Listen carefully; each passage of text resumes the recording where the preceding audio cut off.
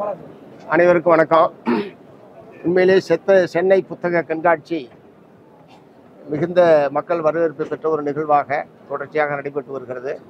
பல்லாயிரக்கணக்கான மக்கள் வந்து பார்த்தும் வாங்கி படிக்கக்கூடிய ஒரு நல்ல பண்பாட்டு நிகழ்வாக தமிழகத்திலே தொடர்ந்து நடத்துவதை மார்க்சிஸ்ட் கம்யூனிஸ்ட் கட்சி வரவேற்கிறது. அதில் எங்களுடைய பாரதி புத்தகாலயமும் ஒரு முக்கியமான பங்கை ஆற்றுகிறது என்பதை முதல்ல நான் சொல்ல விரும்புகிறேன். இன்றைய தினம் தமிழ்நாடு அரசாங்கத்துக்கு என்னுடைய வேண்டுகோள், தமிழகத்தில் நூலக வரி என்று சொல்லி உள்ளாட்சி நிர்வாகத்தின் மூலமாக வரி வசூல் ஆண்டு தவறாமல் ஒவ்வொருடமும் வசூலிக்கப்படுகிறது. ஆனால் அந்த நூலக வரியை பயன்படுத்தி நூலகத்துக்கான நூல்களை கொள்முதல் செய்து அனுப்புவது என்பது கடந்த பல ஆண்டு காலமாக தமிழகத்திலே நடைபெறாமல் இருந்து கொண்டிருக்கிறது. ஏற்கனவே அதிமுக ஆட்சி காலத்தில் அது முற்றிலும் நிறுத்தப்பட்டிருந்தது. இப்போது திராவிட முன்னேற்ற கழகம் ஆட்சி பொறுப்புக்கு வந்ததற்கு பிறகும் இந்த நூலகத்துக்கு நூல்களை கொள்முதல் செய்வது என்கிற அந்த முக்கியமான பணி என்பது துவங்கப்படாமல் இருப்பது என்பது சரியல்ல. இதன் காரணமாக பதிப்பாளர்களும் எழுத்தாளர்களும் ஒரு கடுமையான பாதிப்புக்கு உள்ளாயிருக்கிறாங்க. ஆகவே உடனடியாக தமிழ்நாடு முதலமைச்சர் அவர்கள் தலையிட்டு, அவங்க ஒன்றும் அதுக்கு தனியாக பட்ஜெட்டில் நிதி ஒதுக்க வேண்டிய அவசியம் இல்லை, நிதி இல்லை என்கிற பிரச்சனையை இதில் சொல்ல முடியாது நம்முடைய முதலமைச்சர்.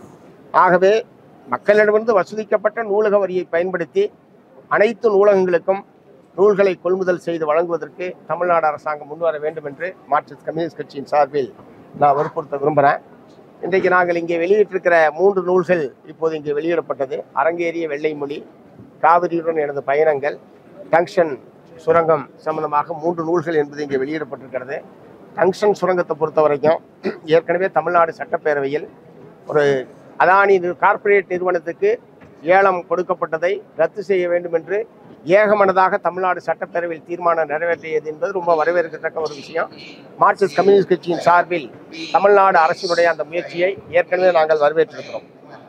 ஆனால் நேற்றைய தினம் அந்த தீர்மானத்துக்கு வழி சேர்க்கக்கூடிய வகையிலேயும் ஒன்றிய பிஜேபி அரசாங்கம் முழுமையாக அந்த ஏலத்தை ரத்து செய்ய வேண்டும் என்று வற்புறுத்தி மதுரையிலே வேலூர் வட்டார மக்கள் பொதுமக்கள் சார்பாக ஒரு பெரிய ஊர்வலத்தை நடத்தியிருக்கிறார்கள்.